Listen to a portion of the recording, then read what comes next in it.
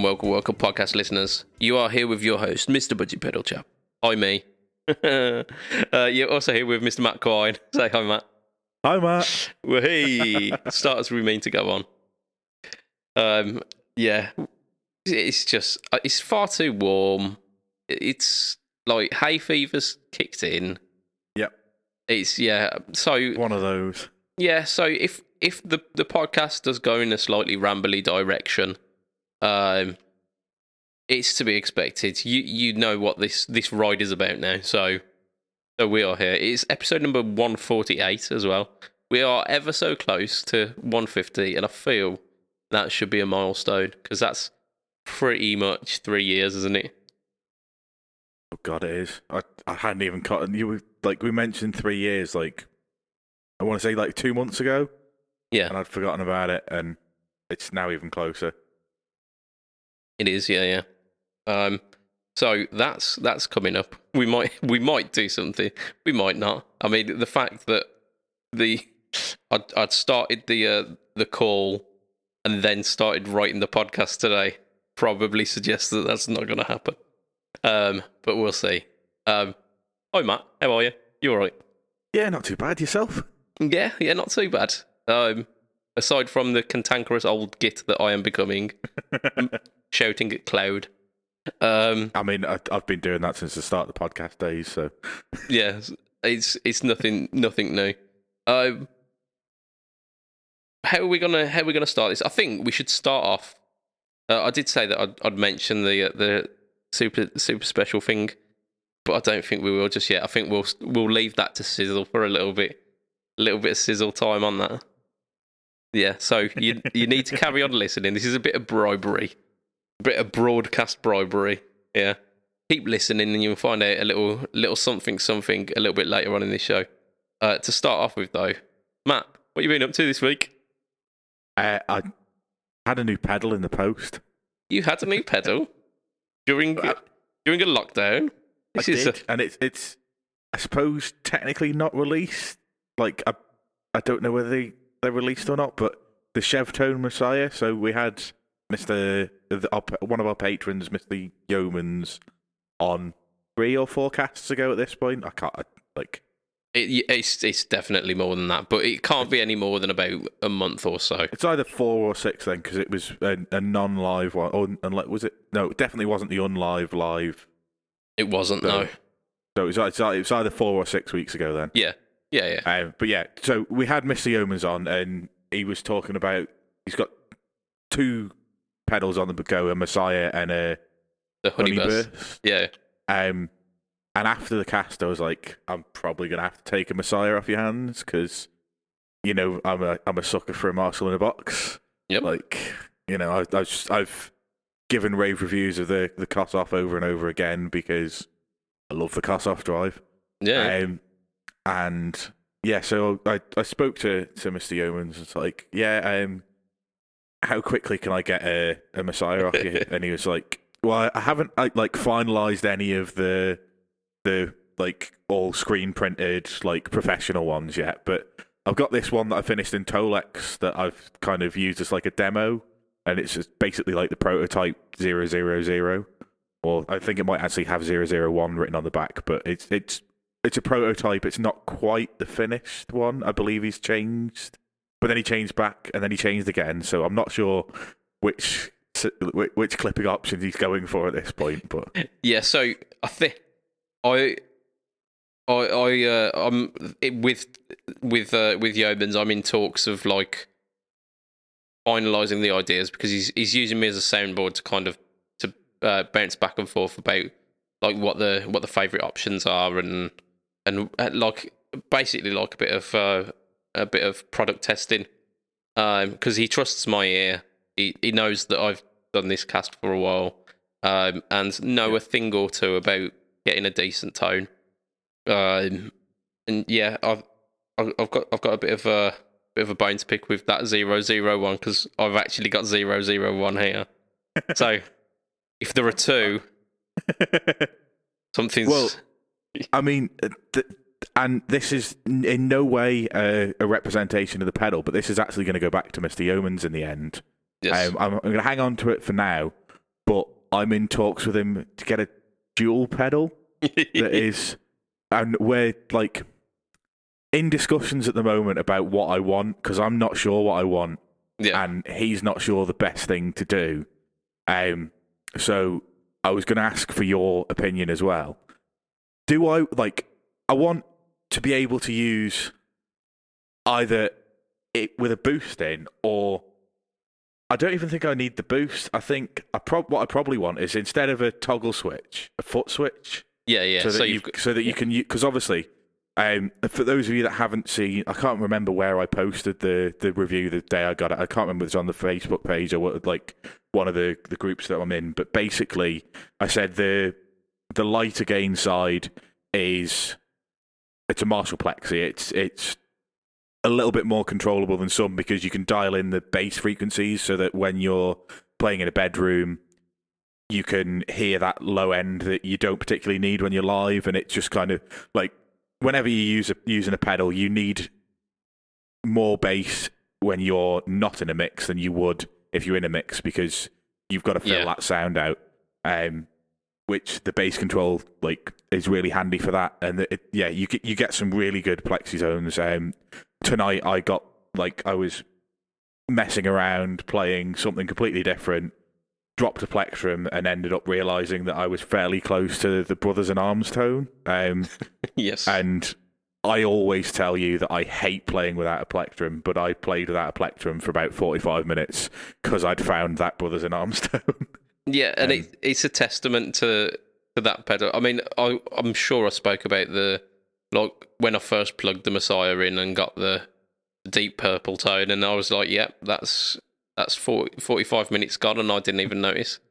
Yeah, and I did the same with a technique I don't even particularly like playing. I like the sound.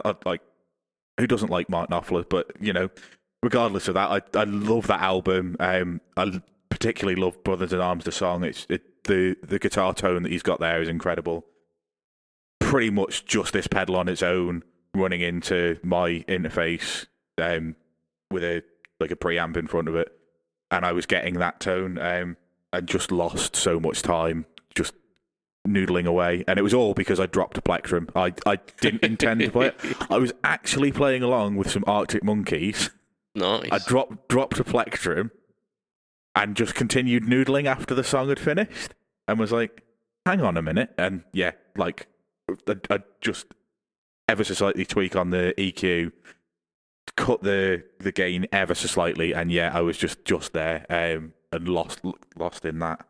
Yeah. But I really like that side. And the other side of it, when you flick it up to the high gain, I'm pretty sure I said something along the lines of, it's like a plexi that's on steroids and human growth hormones that's also blood doping in a hyperbaric chamber. Yeah. It's a completely hot rodded plexi kind of tone. It's your Gary Moore full on, screaming lead, but classic Marshall lead, not like a modern Marshall lead tone, like a proper classic Marshall that's being slammed.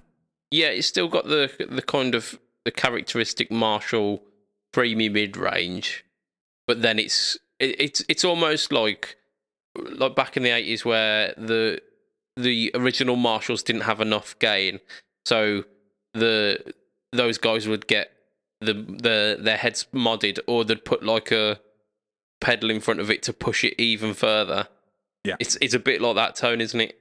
It absolutely is. It's like somebody's dimed it. Every single controller's on 10, and then they're pushing it with something else just to kind of push it into that super sustainy, oversaturated, creamy goodness. And I'm absolutely in love with that sound as well.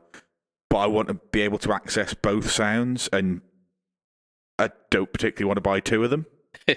So, I was talking to Yomas. It's like, do I ask you to build me one where instead of a toggle switch, it's a foot switch? Yeah. Do I ask you to do that and add a separate volume so that I can change the volume? Yeah. For the lead and the rhythm to use it as that? Or do I ask for, because he's thinking about making one of these with a boost in it as well anyway, somewhere down the line. And I'm like, well, do I ask him for the prototype for that and have like 3 switches essentially? Yeah, 3 switches, and he's like, well, we could do that, or I could do you one where you've got 2 of these circuits in there. One is the low gain and one is the high gain, and they're on separate. And then you've got ultimate control. You can control the gain and the volume. Yeah. And like, I can't decide. Like, he's giving me all these options, and I'm like, well, yes, that sounds amazing, but also that sounds amazing, but also that sounds amazing. Or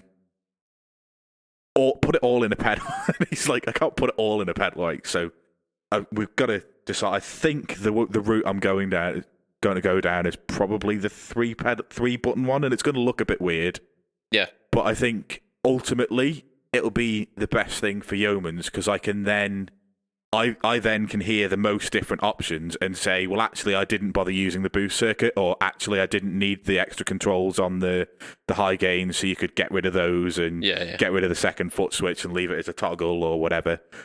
I just think, like, probably if he builds that one, it's the best thing to kind of work out which of the bits are irrelevant. Yeah. And it's just off the top of my head, I think probably you won't need a 2-band EQ for both pedals. You could just have a global one. Yeah.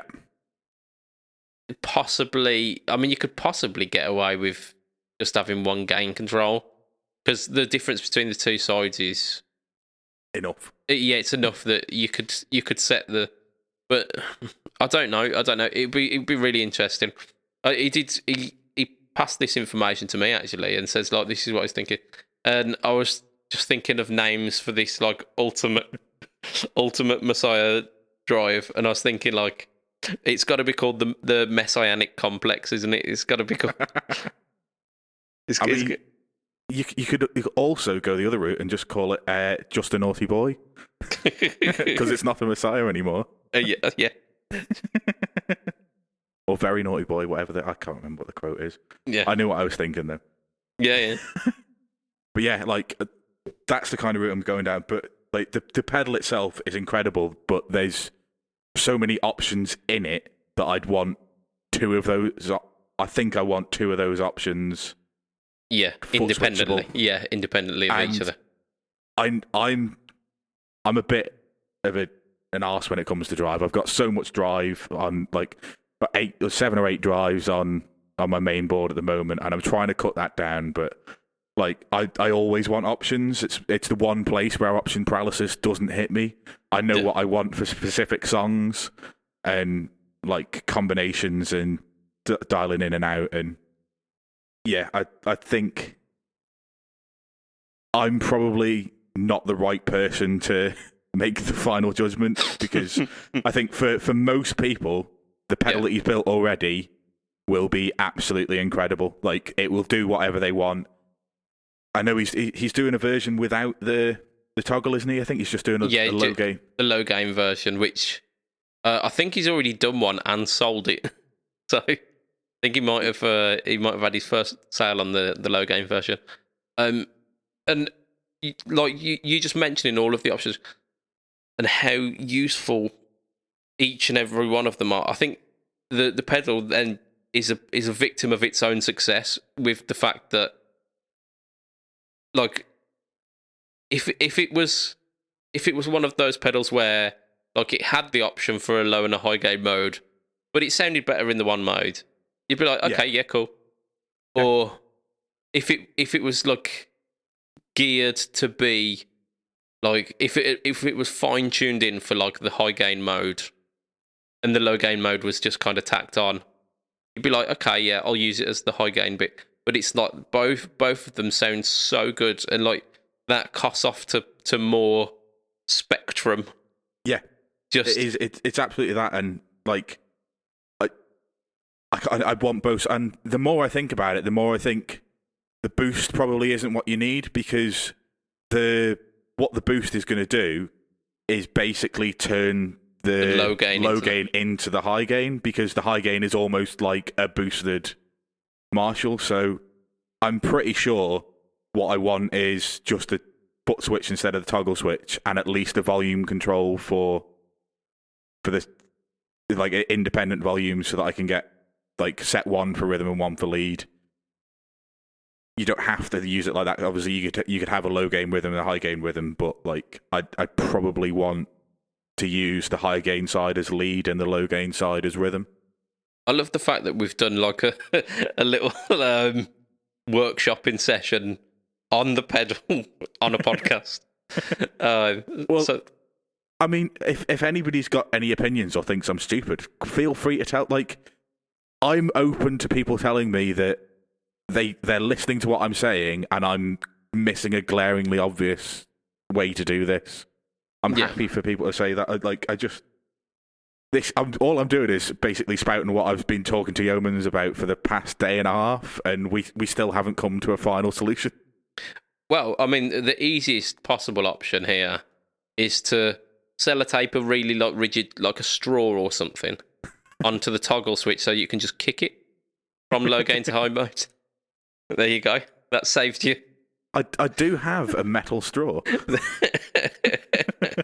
There we go. That is the most simple solution. It's not the most graceful. Probably not very aesthetically pleasing either. No, but it might work. Hey ho. Yeah.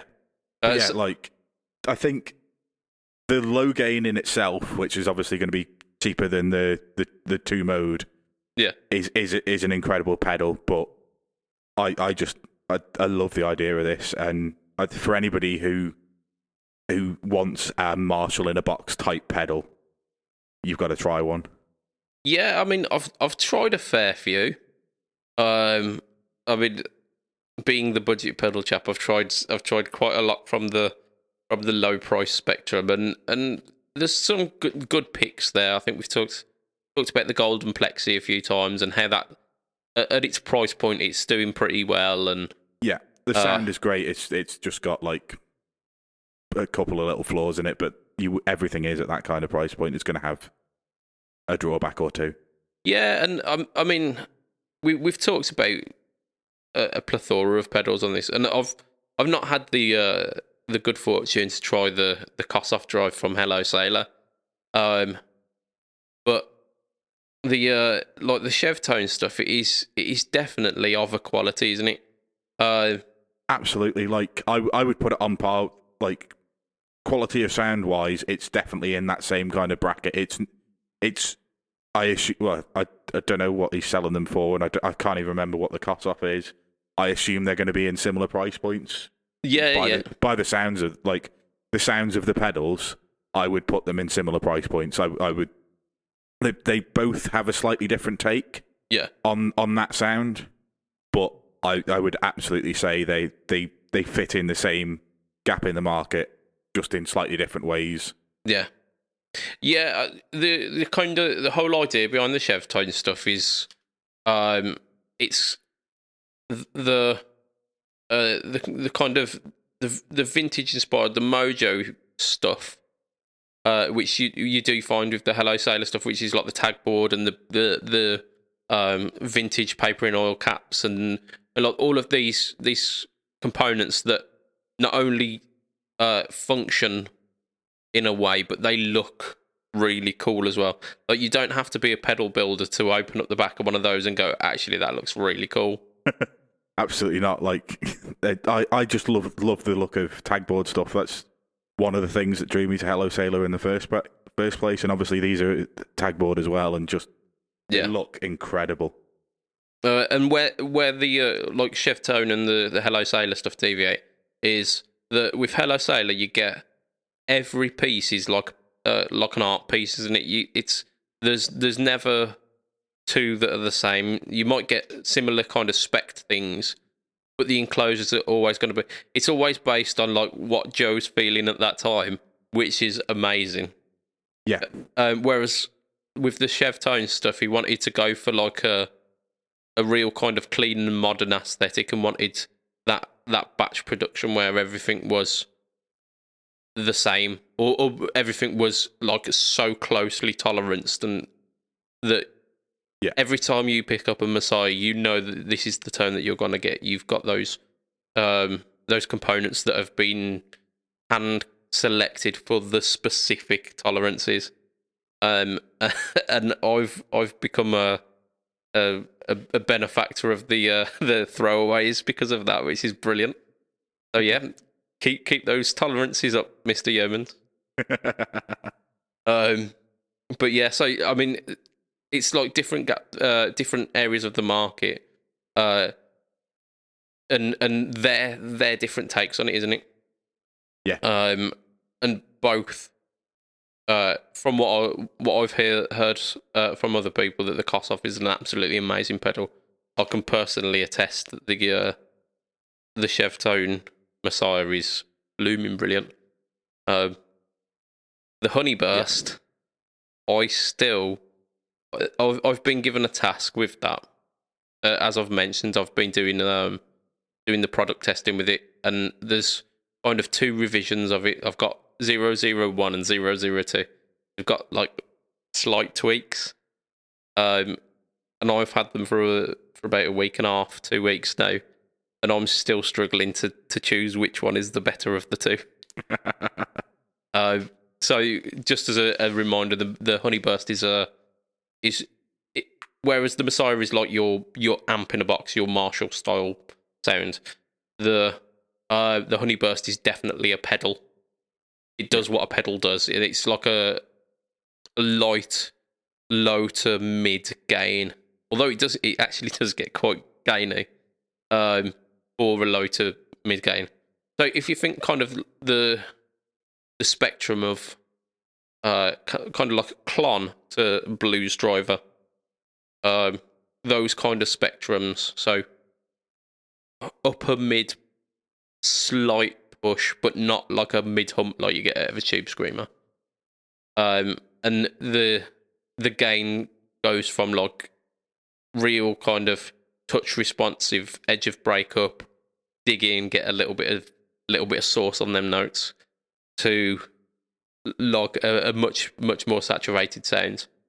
But yeah, I've got the option of choosing between like 2 different kind of diodes, clipping diode selection sections, and I'm finding it really hard.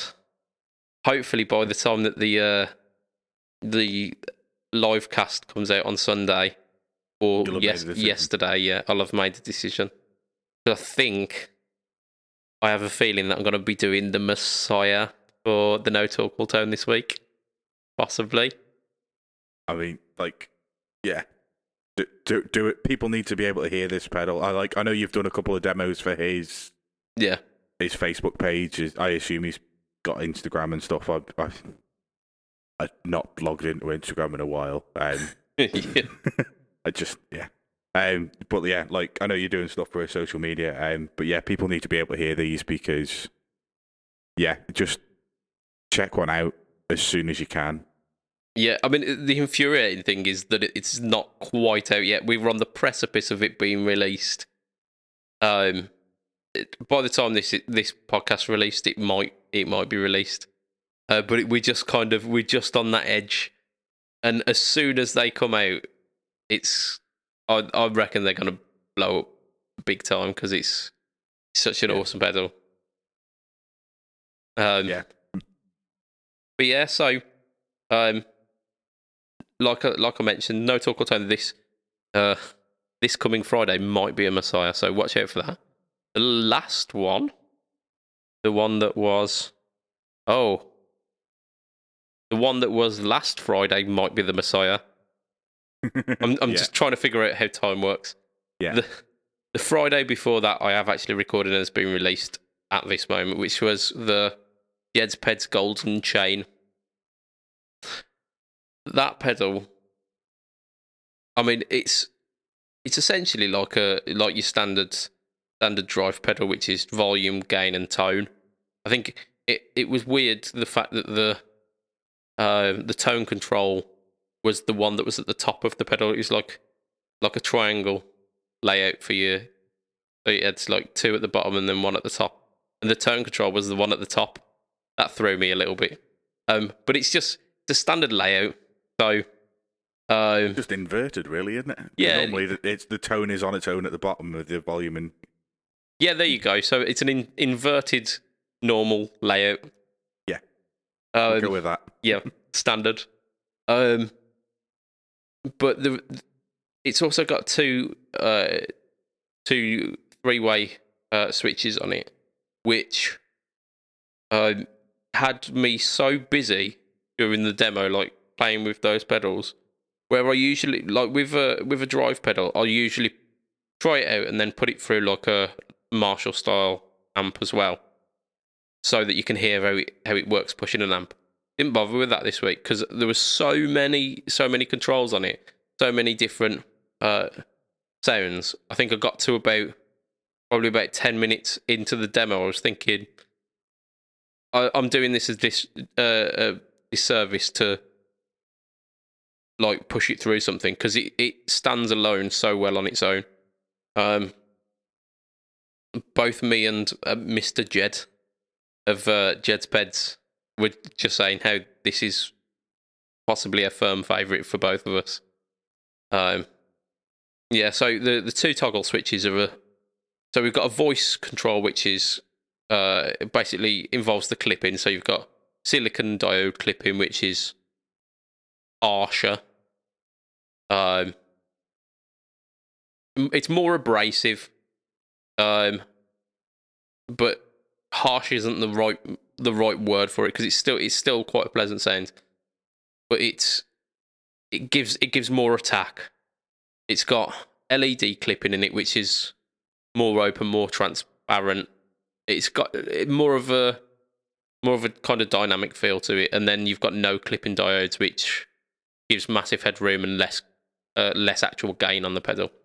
And then you've got a high cut control as well, which largely I kept completely open because I like treble. Yeah, like I play single coils into a relatively bright amp. I like treble. I mean, I even played the bridge pickup on my Strat. So just buy a Blues Junior and get it over with. No, Blues Juniors are the devil. Because there's too much treble. Yeah. But their treble is horrible and spiky and... Yeah, it's pleasant treble. So I really did enjoy that pedal. Got a quite nice response on the video as well. And then the week before, we tried the Harold's, it's a really, really strange pedal. It's based around the Fairfield's barbershop. I think, yeah. Which it's like a 2-control drive, but then it's got a sag control as well, which usually is fine for fuzz circuits where it's like starving the transistors. You go from like full warm sustain-y to like sputtery, yeah. Which it's a really nice control on a fuzz pedal. I know where I sit with that. When you put it on a drive pedal, it's really strange. So, at the one end, the fully clockwise, it almost kind of wipes all the gain off, and you're really having to push the volume of the pedal to get it up to unity, but it gives like a really kind of sparkly and glassy sound. And then the more you go anti-clockwise, the more the gain comes in, and the more it just starts like warming up. And because those two controls, the gain and the sag, like they influence each other so much, you almost have to learn to play the pedal to get the tone out of it. You've really got to work with it to like balance the three controls together to get the tone to work. And it's hard work. It really is hard work. But once you dial the tone in, it makes sense. And especially when it's pushing a driven amp already, that's where it starts to sing. It just kind of smoothens off the edges and adds a creamy push to your tone. I had fun. Once I found that tone, I was like, yes, that is the tone. So those are the things that I've been doing since last time. We've got a little thing that we need to mention, I think. I reckon it's about time. It is, isn't it? So we left a little thing to sizzle, didn't we? Did. And it's just about cooked now. So we've got a little sneaky for you, you podcast listeners. You'll be possibly the first to hear about this, because on this day when the podcast drops, not when we're recording it, the actual day that the podcast drops, and I usually set the drop time to like being 4 a.m. You could potentially be the first people to hear about this. So on the 1st of June, all the way to the 31st, there is a competition running with the Fret Talk podcast in conjunction with Fletcher Pickups. My good friend, Mr. Fletcher, Mr. Ben Fletcher, has come to me with a bit of a quandary. So he made a set of pickups that are inspired very much by a certain progressive 70s progressive rock guitarist who, on the odd occasion, I've been told that I look a little bit like.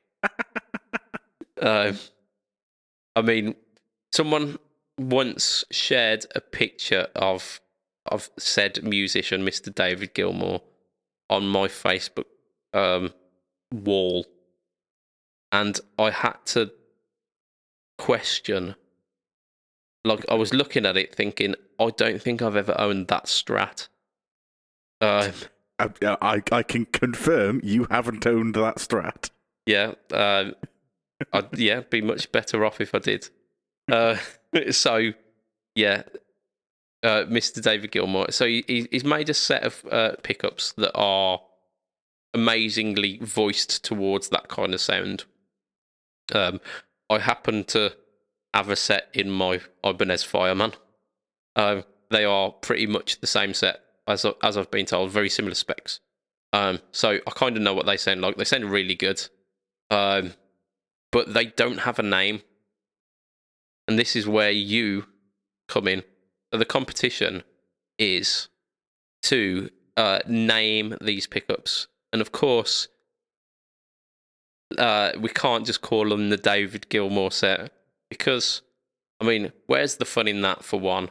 And number two, there's some legal grey area there. Yeah, trademark infringement and licensing, and yeah, let's not go down that route. So also don't call them Pink Floyd or Dark Side of the Moon. Like, all of these are trademarks. Yeah, of course. So you need to get a little bit clever with it. Yeah, be inventive. And I think the way that we're going to work it, I haven't finalised the details fully, but I think the way that we're going to work it is that we're going to put a post on either Fletcher Pickups Facebook page or Fletcher Pickups Instagram account, where you put your entry for this. So you have to go over to whichever one it is. I think it's probably going to be the Facebook page. I don't know. I'll make sure that on this day, on when this releases, I'll get the details fully sorted. But what it'll be is you go over to Fletcher Pickups, you like it, and then on that post you put your name for those pickups, and at the end of the month, on the 31st, does June have 31 days? I mean, no, it doesn't. It has 30. There you go. So on the 30th, I knew there's a reason I kept you about, Matt.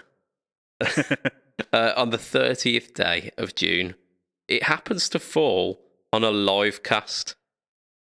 So on that live cast, we will announce the winner. That doesn't make any sense. Days don't work like that. Well, it would be 28. No, the 30th is a Tuesday. Oh, is it? I thought, hang on.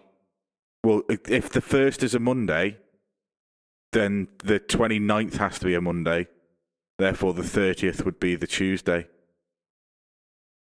Oh, yeah. The live cast would be the 28th. 28th, there you go. So on the 28th is when we'll announce the winner. Oh, that's why. Because... Oh, no, it's not. I thought the podcast might come out on that day. No, it doesn't. So there you go. We will announce the winner on that live cast. So it's not for the full length of June. You have until the 28th of June. That's pretty much a month, innit? I mean, yeah, it's 4 weeks for all intents and purposes. It's a February's worth. Yeah. So there you go. You've pretty much got June to come up with a witty name for these pickups, and then the winner of this gets announced. They win a set of these pickups. Way. Unfortunately, because I'm running it, I can't enter, and I really do want a set of Strat pickups. I mean, yeah, like I assume being like part of the Fret Talk podcast, I also can't enter. I don't have a Strat to put them in, but that wouldn't stop me. Yeah, I mean, it'd be worth buying a Strat. I mean, I've already got a set of these pickups. Like, they are literally in a guitar sitting over there, but it doesn't stop me. They are cool, and I want some. So yeah, that's what we've got going on for the month of June, mostly. My maths not great. I'm sure I'll work this out. Yeah. Yeah, I've just had a look, and the calendar does not lie, unfortunately. So yeah, that's what's happening. What else have we got to talk about today? Have we done anything else this week, Matt? Oh, you have. You've bought something else, haven't you? Oh yeah, I bought it. Yeah, so on top of like ordering a Messiah and it arriving, and then like being in discussions for a new prototype. This prototype isn't the exact prototype that fulfills my specific set of needs. I'm going to need another one. So on top of doing that, obviously Mr. Tate was running his lockdown special fuzzers. He was, yeah. The week before last, when this comes out, last week as we're recording, he put a message up saying, I'm stopping the deals on Sunday, so if you want them, order them by Sunday. Because obviously the UK is lifting lockdown restrictions. Let's not talk about our opinions on that. Let's just say that it is happening. And therefore, the lockdown fuzz is going to disappear from the store on the TateFX website. So, I don't know whether I discussed it on a cast or just chatting with you before or after a cast, but I was like, at some point, I'm probably going to set up a second board. That I've got 2 boards, one for each band. Yeah. I need a fuzz pedal in both bands. I only have a Raise the Dead, really, that I am comfortable gigging with, because it's the only fuzz I've got that will fit anywhere in a chain. Yeah. So I bought a lockdown fuzz. Yeah, to make a long story short, you bought a lockdown fuzz, and absolutely hats off to you, because they were going for an absolute song, weren't they? He was, I don't know why he was doing them this cheap, but he was doing them. They were under £100, weren't they? No, it's £105. Oh, was it? Yeah. There you go. So, yeah, it's like for Stuart stuff. You know what you're getting. Like, I had no qualms about paying that kind of money for like.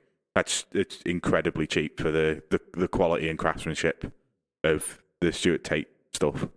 Yeah, I mean, it's essentially a very similar circuit to the Raise the Dead, but it's got the gain control, whereas the Raise the Dead is literally just maxed, and it's also got a bias control, hasn't it?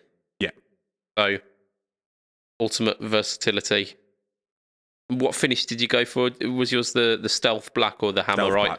Stealth black, I think. Yeah, because I mean he did like the hammerite gold finish as well, which looked amazing. Yeah, but I wasn't too fussed about colour, so I just said, because I'd messaged him with like a day left on the order, and was like, any chance he's still got this going? Because I wasn't sure whether he was stopping it on the Friday, the Sunday. He was stopping it on the Sunday, so I managed to get it in. I didn't even bother asking about the finish. I assume it was a black one because that's what was on his website left. Yeah. But yeah, like I say, I need another fuzz, and I know I'm getting quality with the Tate stuff. I think I did think about just making one myself. Yeah, but you're like, I'd prefer that it worked well. Yeah, and also like I know Stuart will have gone and like made sure that the way he's designed the circuit, it's going to fit well in a mix. It's not like I'm going to go, actually, I've built this. Yes, it sounds like a fuzz factory, but when I turn it on in a band mix, it disappears. Yeah. It sounds like a big muff, but when I turn it on, it disappears in a band mix. I know Stuart will have made sure that he's releasing stuff that is useful not only for home use, but in a mix as well. Yeah, because, I mean, he's another one of these, again, who will test the transistors being used. I mean, because he's using new old stock. I don't know exactly which ones, but I think he's sourced some old Russian transistors. Believe so. And he's testing each one to make sure that the HFE and the leakage are within a nice kind of realm for to make that pedal sound the best that it can. Yes, whereas, electronics words. Yeah, I mean, I built a fuzz bass, and it sounds all right, but it only sounds the best when you crank both of the controls up, which I believe is a fuzz bass kind of trait. Yeah. But I imagine that if I didn't just throw whatever components into the pedal and had tested them, I could probably have fine-tuned that a little bit better. But no. I had two transistors and they looked cool. Right. Yeah, they looked like the little War of the Worlds kind of spaceship things. And after I'd played about with them going beep beep beep beep beep for a while, I'd put them into the pedal. Yeah. And that's pedal building. Yeah, that's how you do it. That's how I do it. You get the components. You make little like armies with them, and then you put them into the circuit board and solder it. And sometimes it works, sometimes it doesn't. Nobody knows why. It's one of life's great mysteries. It's a mystery. Yeah. Oh yeah, I mean that for the layman, that is how pedal building works. This one didn't work.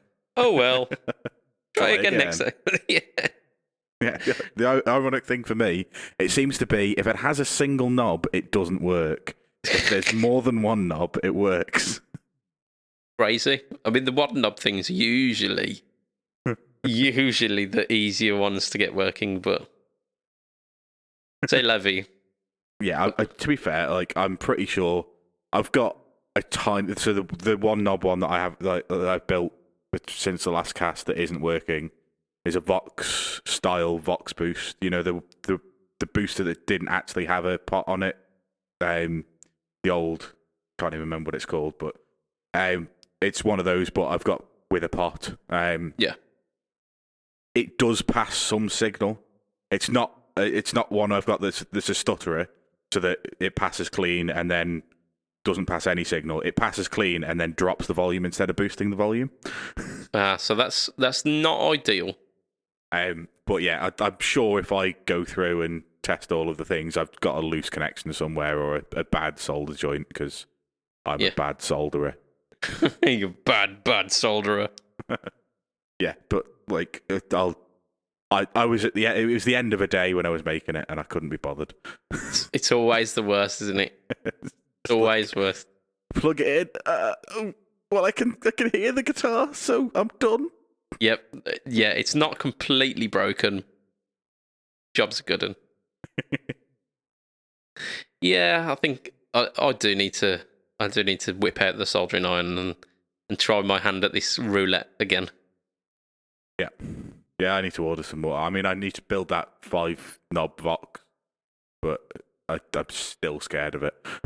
Oh yeah. I've bought pedal like PCBs that I've just went. I can identify the components. Yes. Am I brave enough to put those components in that PCB? Well, this one I've got a bias 5 bloody trim pots. Oh yeah. That's adult work. That is. I've got one of the pokey thingies with the display on it. The pokey thing, yeah. Yeah, a multimeter. And that tells you how to somehow you program that to tell you which way to twist the knobs. Yeah, you put it across 2 points and it tells you the voltage, doesn't it? And then you've got to set it within a certain bounds. Yeah, sounds about right, doesn't it? It's exactly the same as biasing an amp, only I've never done that.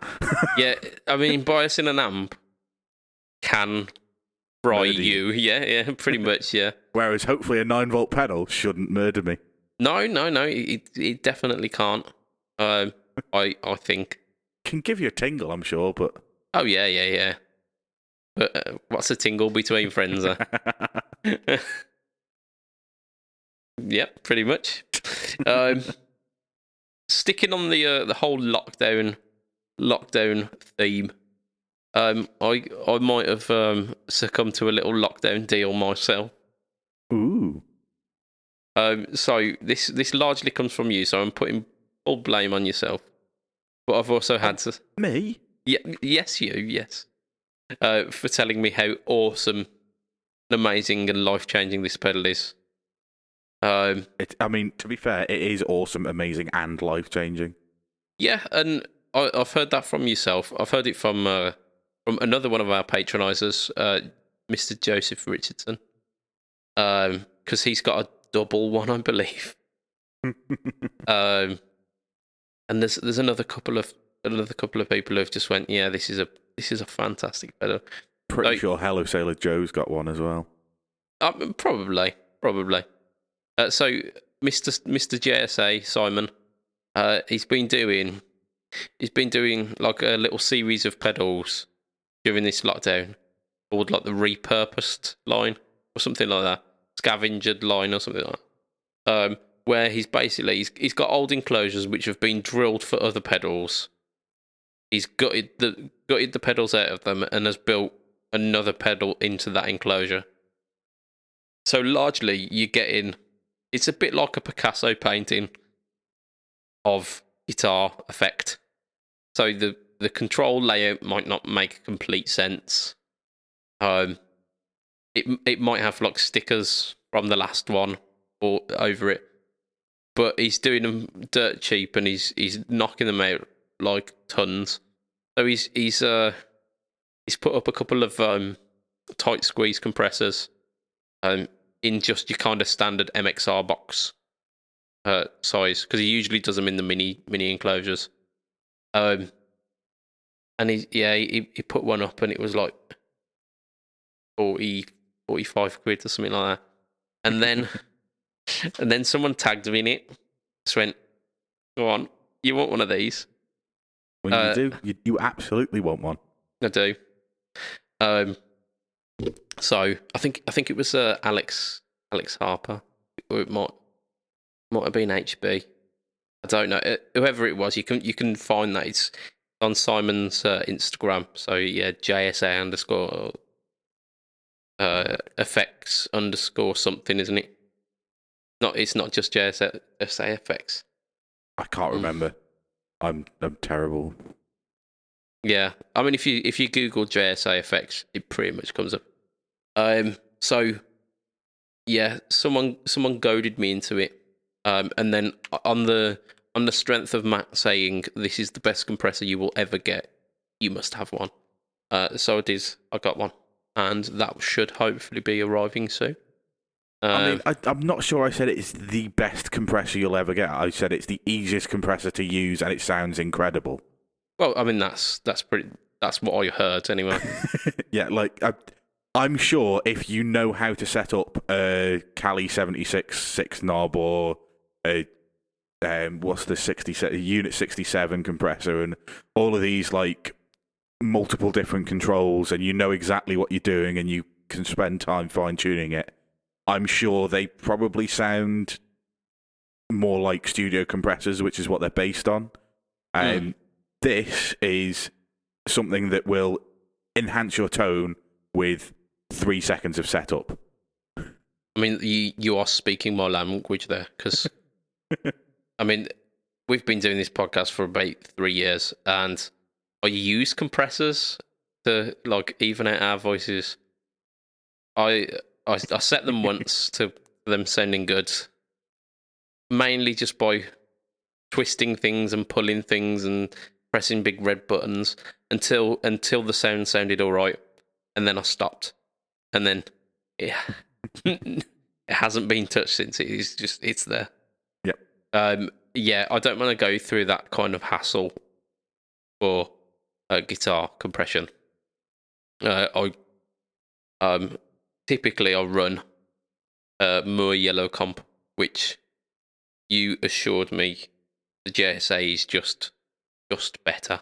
Oh, it's so much like it's so much easier to use, and it does sound better. So you literally set the volume to unity, pick between the fast and slow on the toggle, whichever you feel like sounds best, and then with the compression, strum a chord, because chords are slightly louder than single notes usually, until the blue, and turn the compression knob up until the blue light comes on full. If it's on full too soon, dial it back a little bit till it's just kind of like flashing on and off, and yeah, that's where you set it, and it does magical tone wizardry.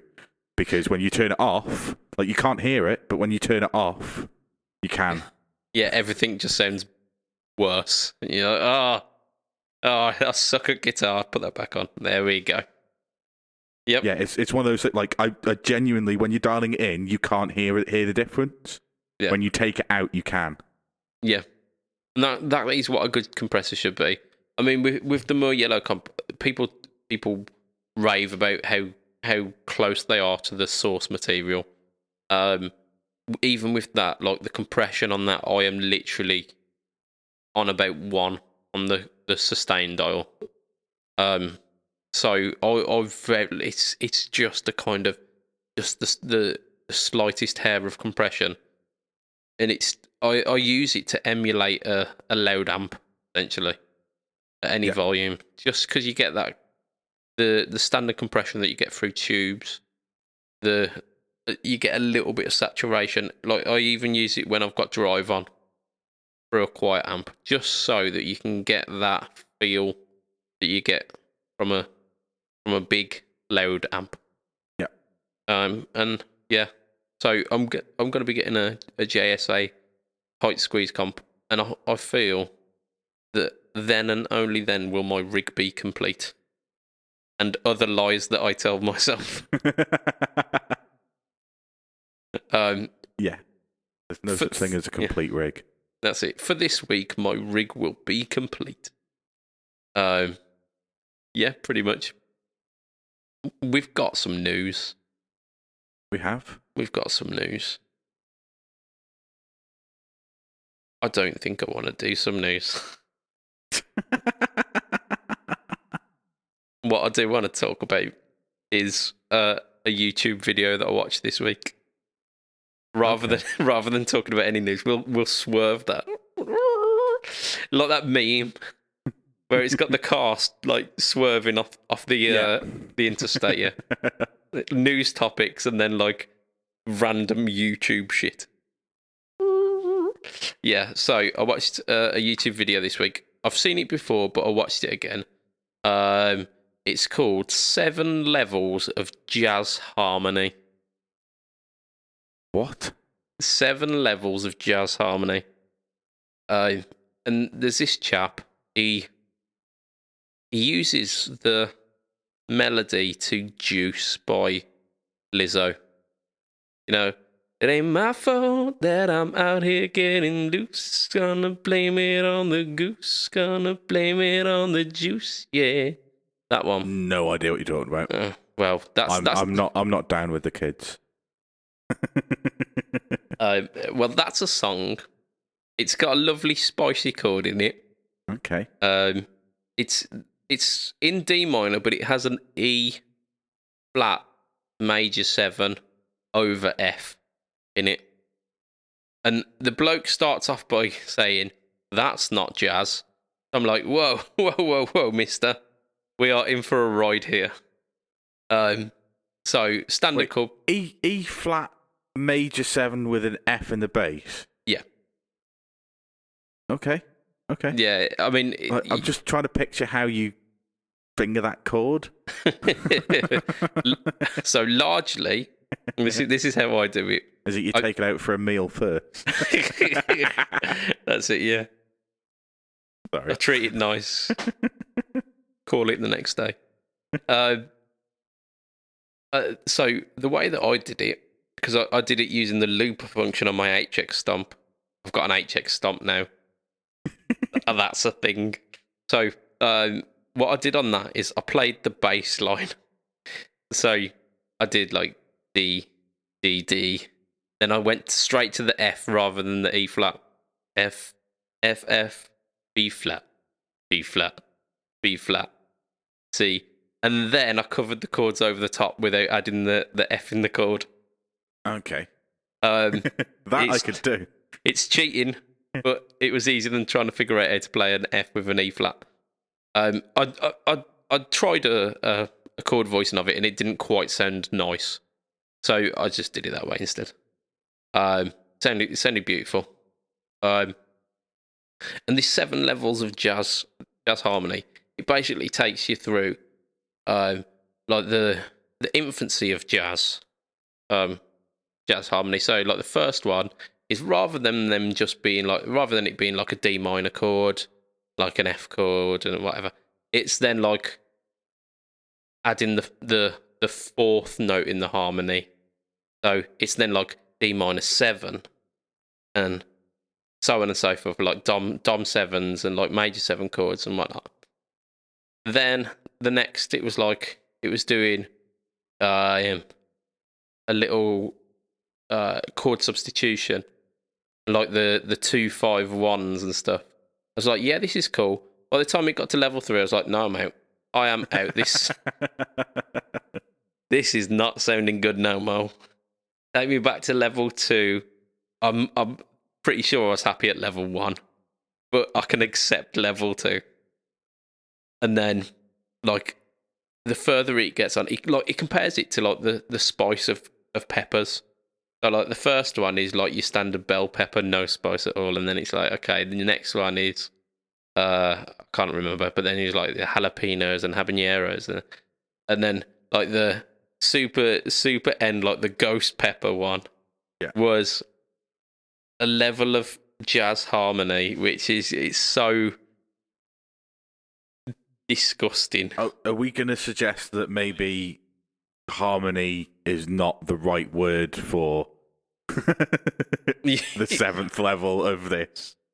Well, I think number 6 was that, because the idea behind number 6 was that where you usually have harmonies is that the chords are supporting the melody, and they're running parallel to each other. They're all there to kind of get along nicely.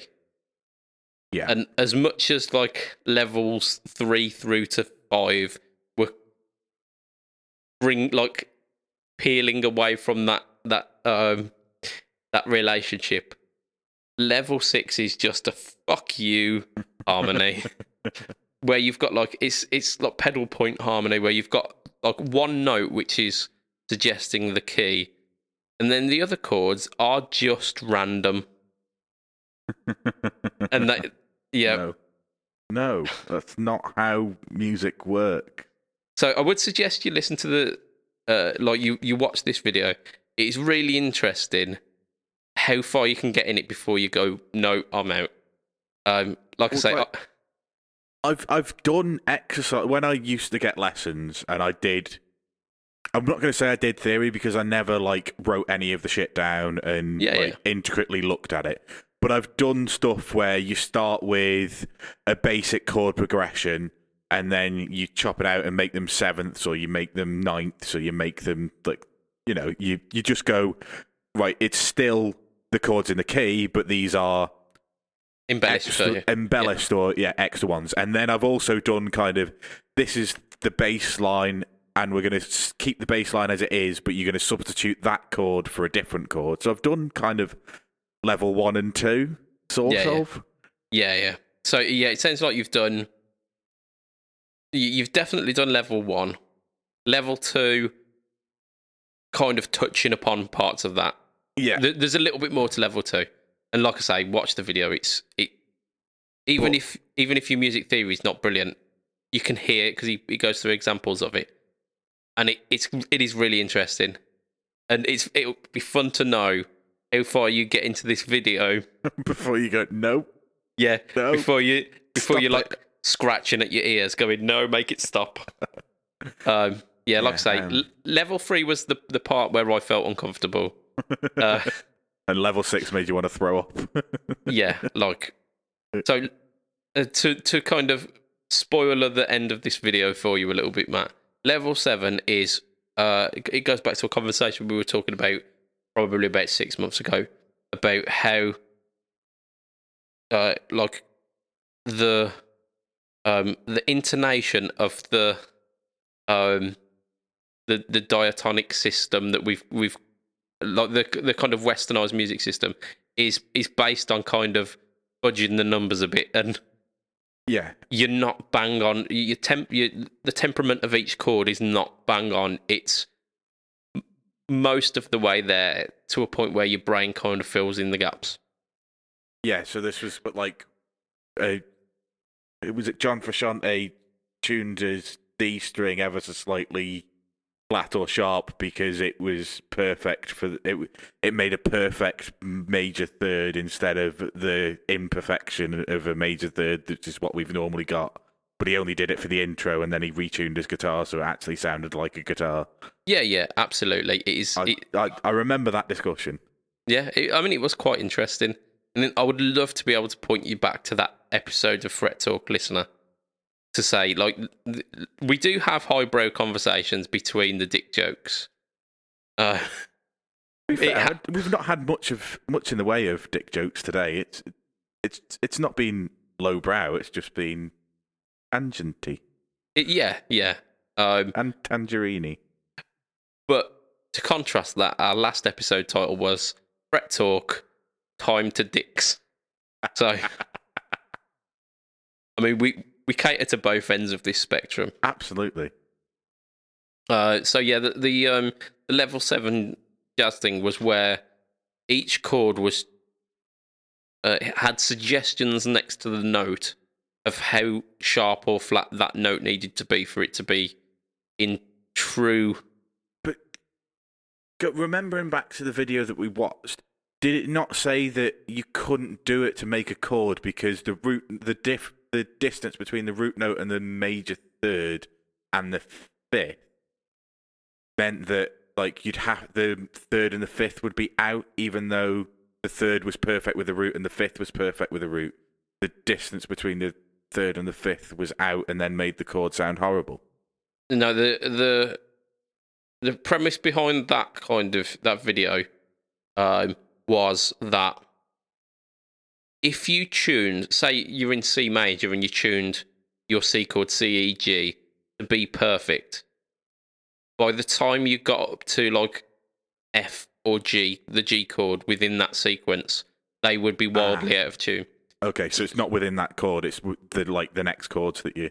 Yeah, each and every chord tunes itself to itself, so they are all theoretically perfect, but it sounds eerie and horrible. Yeah. It sounds wrong. But it's technically perfect, so that is like level 7 of jazz. Technically perfect, so it's got to be good. No, give me level 2. I'm okay with 2. I mean, 2 is a little bit spicy for some. And I can understand why. Yeah, no, jazz is not for me. No, it's smooth jazz. It's not even really jazz. It's like music played at 60 beats a minute because it's roughly the rate of a heart rate, and It's just kind of following melodies. Oh, like it's intertwined melodies. Basically, is what smooth jazz is. It never goes off ridiculously obscure. Yeah, That I can get along with. Proper jazz makes me feel uncomfortable. Yep. Yeah. So I imagine you're probably going to be very similar. Where at 3, you're rocking back and forth a little bit. You're okay, but you're on the edge, and then by stage 5, you're throwing feces at the wall.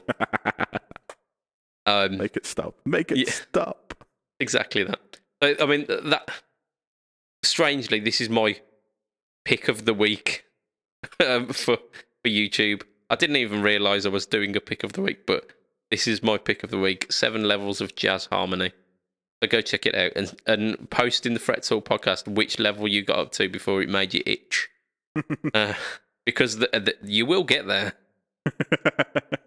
Even if you're not there by level 5, level 6 will get you. It'll get you. I reckon it's a good time to wrap the podcast. I think there's something that we haven't done yet, which is give a shout out to our patronisers, Patreon dudes. You gentlemen are amazing. My light is literally on. That is thanks to you patronisers. So awesome. You are. Let's just. I've got you written down here. We've got Bimpson. We've got Andrew Bimpson. We've got Adam Yeomans of Chef Tone Effects. We've got Doug Christ.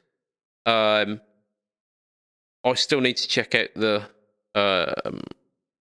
Tone Jerks podcast with Doug Christ, because I've caught like the first 10 minutes, and I don't commute as much anymore, funnily enough. So I'm gonna check that out. Doug, please remind me. If I haven't, give me a little slap. Joe Richardson of Everything Joseph fame. He's just musically outputting all of the time. I've stopped there. Why have I stopped there? We've got Huge Erection, which always nice to have during a lockdown. It is. And we have got Mr. Ben Fletcher of Fletcher Pickups as well. Who, if you remember from earlier, is doing a little thing. So check out our Facebook page group thing. No, it's a group, isn't it? It's not a page. There is a difference. I am to believe. We'll put in thingy. Yeah, a Facebook thingy, the Fret Silk podcast. We will put in the details for that competition there, so you will be pointed in the right direction. Myself, I am BudgetPedalChap at Facebook, at Instagram, at YouTube, where you get the series, the No Talk All Turn series, every week on a Friday at around 5 o'clock, depending on where you live. Matt, you are Heel_Matt Q at everything, pretty much. Yep. Twitch, Twitter, Twinstagram. Them's the ones. You are a bad booker every so often. Yeah. And yeah, that's pretty much us for the week. Yeah. I've just realised I've not got a shit joke for this week. Sure we can sort we can sort one out somehow. Bimpson shared one. I'm gonna Facebook stalk that. I'm gonna try and find it, because it was a really good shit joke. So from myself, Mr. BudgetPedalChap, from Mr. Matt Quine, say bye, Matt. Bye, Matt. Woohoo! Yeah. It will be a tatty bye and good night for this week. Bye. Ta-da a bit. Get rid of that news off my internet pages there. Don't need that this week.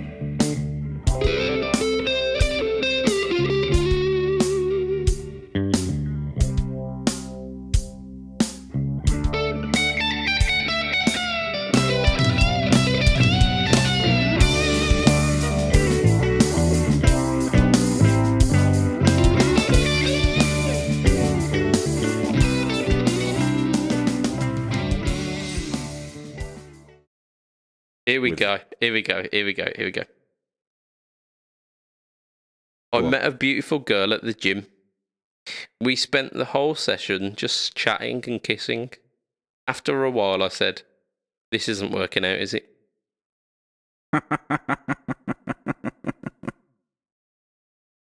Excellent. It works on so many levels.